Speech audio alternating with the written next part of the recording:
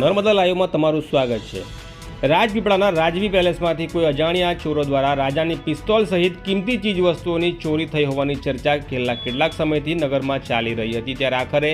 નર્મદા પોલીસે આ રહસ્ય ઉપરથી હવે પડદો ઉઠાવ્યો છે। તારીખ 11 જાન્યુઆરી 2025ના રોજ રાજપીપળા પોલીસ સ્ટેશનમાં મહારાજા રઘુવીરસિંહના પુત્ર યુવરાજ માનવેન્દ્રસિંહ દ્વારા ફરિયાદ નોંધાવવામાં આવી હતી, જેમાં દર્શાવેલી વિગતો મુજબ 4/1/2025 થી 10/1/2025ની વચ્ચે રાજવંત પેલેસના પ્રથમ માળે આવેલા સ્ટોરરૂમમાંથી સિંગલ બેરલ ઓટોમેટિક પિસ્તોલ કે જેની કિંમત આશરે ₹3 લાખ તહોમતદાર સંજય મધુકર રાજાણે રહેવાસી અમદાવાદ સામે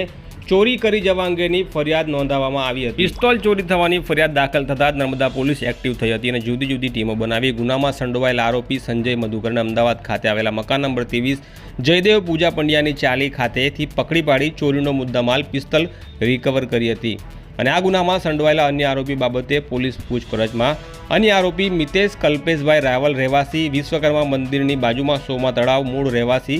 ગરુડેશ્વર, અરબાજ ઉર્ફે અજ્જુ મનસુર ખાન પઠાણ રહેવાસી નિજામશાહ દરગાહ પાસે રાજપીપળા, રિઝવાન રિયાકત મલેક રહેવાસી કસ્બાવાડ રાજપીપળા, ફરહાન હુસેન રાઠોડ રહેવાસી આરબ ટેકરા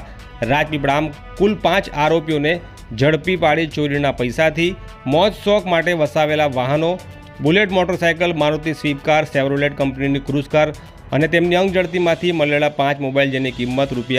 ₹60,000 કુલ થઈ 10,40,000નો મુદ્દામાલ રિકવર કરાયો છે અને આ તમામ આરોપીઓ સામે ગુનાની આગળની તપાસ માટે રાજપીપળા પોલીસ સ્ટેશનમાં સોંપવામાં આવેલ છે તેવું નર્મદા એલસીબી પોલીસે જારી કરેલી અખબારી યાદીમાં જણાવવામાં આવ્યું છે। ત્યારે નર્મદા લાઈવને મળેલી વિગતો મુજબ આરોપી સંજય મધુકર રાજાણે મૂળ રહેવાસી અમદાવાદ છેલ્લા 1 વર્ષથી રાજપીપળાના રાજવી રઘુવીરસિંહજી ગોહિલના પેલેસમાં રસોઈયા તરીકે કામ કરતો હતો અને પેલેસના કમ્પાઉન્ડમાં આવેલા સર્વન્ટ ક્વાર્ટરમાં જ રહેતો હતો। તેની અવરજવર પેલેસમાં આવેલા પ્રથમ માળે મહારાજા રઘુવીરસિંહના રૂમ સુધી હોય તેને કઈ વસ્તુ ક્યાં મૂકેલી છે એ તમામ જાણકારીથી તે